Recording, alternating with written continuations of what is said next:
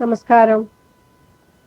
Nobel സമ്മാന ജേതാവായ ഒർഹാൻ പാമുക്കിന്റെ Turkish ഭാഷയിൽ എഴുതി 2002 പ്രസിദ്ധീകരിച്ച സ്നോ എന്ന നോവലിനെ പറ്റിയാണ് ഈ ആസ്വാദനം. 2004 മൗറീൻ ഫ്രീലി ഇത് ഇംഗ്ലീഷിലേക്ക് പരിഭാഷപ്പെടുത്തി. ശ്രീമതി ജോളി വർഗീസിന്റെ മലയാളം വിവർത്തനവും പ്രസിദ്ധീകരിക്കപ്പെട്ടിട്ടുണ്ട്. ഹർസ് എന്ന ഒരു സാങ്കല്പിക നഗരത്തിൽ റിപ്പോർട്ടറായി എത്തുന്ന കാ എന്ന കവിയാണ് കഥാനായകൻ. 12 വർഷം രാഷ്ട്രീയ പ്രവാസിയായി ജർമ്മനിയിലെ ഫ്രാങ്ക്ഫർട്ടിൽ ജീവിച്ച ശേഷം അമ്മയുടെ മരണത്തെ തുടർന്ന് അദ്ദേഹം തുർക്കിയിലേക്ക് മടങ്ങുന്നു. അത്താതുർക്കിന്റെ മതേതര ഭരണകൂടം നിലവിൽ വന്നതിനെ തുടർന്ന് ശിരോവസ്ത്രം നിരോധിക്കപ്പെട്ട തുർക്കിയുടെ ഉൾനാടുകളിലെ അവഗണിക്കപ്പെട്ട് കിടക്കുന്ന ഒരു സാങ്കല്പിക നഗരമാണിത്. ഇവിടെ ഇസ്ലാമിക മൗലികവാദികൾ സ്ത്രീകളെ ശിരോവസ്ത്രം ധരിക്കാൻ പ്രേരിപ്പിക്കുന്നു. ഈ രണ്ട് സമ്മർദ്ദങ്ങളിൽപ്പെട്ട് ആശയക്കുഴപ്പത്തിലായ കുറെ സ്ത്രീകൾ ആത്മഹത്യ ചെയ്യുന്നു.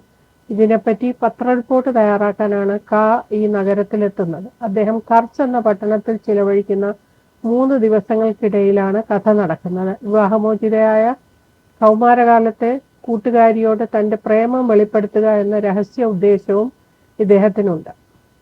ദരിദ്രരും അവഗണിക്കപ്പെട്ടവരുമായ ജനവിഭാഗങ്ങളെ മതതീവ്രവാദികൾ തങ്ങളുടെ ലക്ഷ്യങ്ങൾ മുതലെടുക്കാനുള്ള ആയുധമായി ഉപയോഗിക്കുന്നു. മീഡിയയും ഇത് നല്ലൊരവസരമായി മുതലെടുക്കുന്നുണ്ട്. നന്മതിന്മകളെപ്പറ്റി എഴുത്തുകാരൻ തീരുമാനമെടുക്കുകയോ വായനക്കാരനെ വഴിതിരിച്ചു വിടുകയോ ചെയ്യുന്നില്ല.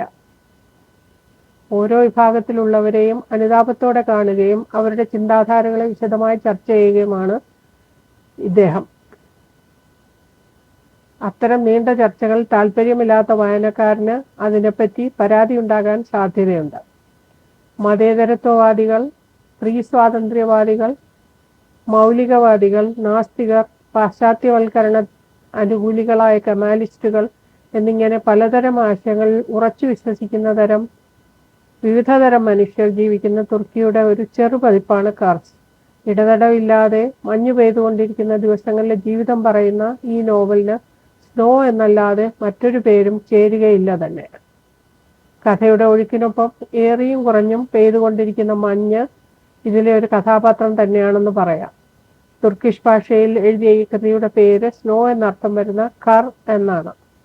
ഇതിലെ പ്രധാന കഥാപാത്രങ്ങൾ തമ്മിലുള്ള ബന്ധങ്ങൾ കഥ മുന്നോട്ട് പോകുമ്പോൾ മാത്രമാണ് കുറേശ്ശെയായി വെളിപ്പെടുന്നത്. തന്റെ നോവൽ രചനയ്ക്കായി ഒർഹാൻ പാമുക്ക് കായുടെ കവിതകളും കത്തുകളും പരിചയക്കാരെയും തേടി ഫ്രാങ്ക്ഫർട്ടിൽ എത്തുന്നു. ഇദ്ദേഹമാണ് നമ്മോട് കഥ പറയുന്നത്. സദാ വിഷാദിയായ കഥാനായകന്റെ ആഗ്രഹവും ആശങ്കയും ഭയവും പ്രതീക്ഷയും വായനക്കാരനും അനുഭവവേദ്യമാകത്തക്ക വിധത്തിലാണ് കഥനം. നോവലിലുടനീളം കവിയെ നീട്ടിക്കൊണ്ടിരിക്കുന്ന പ്രേമത്തിന്റെ ചൂടും ചൂരും വായനക്കാരനെയും പൊതിയുന്നു. Happiness is holding someone in your arms and knowing you hold the whole world എന്നത് കവിയുടെ വരികൾ. തീവ്രവാദികളുടെയും മധ്യവർഗക്കാരുടെയും നിരീശ്വരവാദികളുടെയും ചിന്താധാരകളെ കഥാപാത്രങ്ങളിലൂടെ തുറന്ന ചർച്ചയ്ക്ക് വിധേയമാക്കുകയാണിവിടെ. മതം തൊട്ടാൽ പൊട്ടുന്ന വെടിമരുന്നിന്റെ അവസ്ഥയിലുള്ള ഇന്ന് ഈ തുറന്ന ചർച്ച കൂടുതൽ പ്രസക്തമാണ്. 2002 പ്രസിദ്ധീകരിച്ച ഈ കൃതി ഇന്നും വായിക്കപ്പെടേണ്ടതും അതുകൊണ്ട് തന്നെയാണ്. തീർച്ചയായും വരും വർഷങ്ങളിലും അങ്ങനെ തന്നെ തുടരും. ഇംഗ്ലീഷിലാണ് കൃതി വായിച്ചത്. സുന്ദരമായ പരിഭാഷയാണിത് എന്ന് പറയാതെ വയ്യ. ഒർഹാൻ പാമുക്കിന്റെ ഓരോ കൃതിയും അദ്ദേഹത്തെ കൂടുതൽ വായിക്കാൻ പ്രേരിപ്പിക്കുന്നതാണ്. Thank you.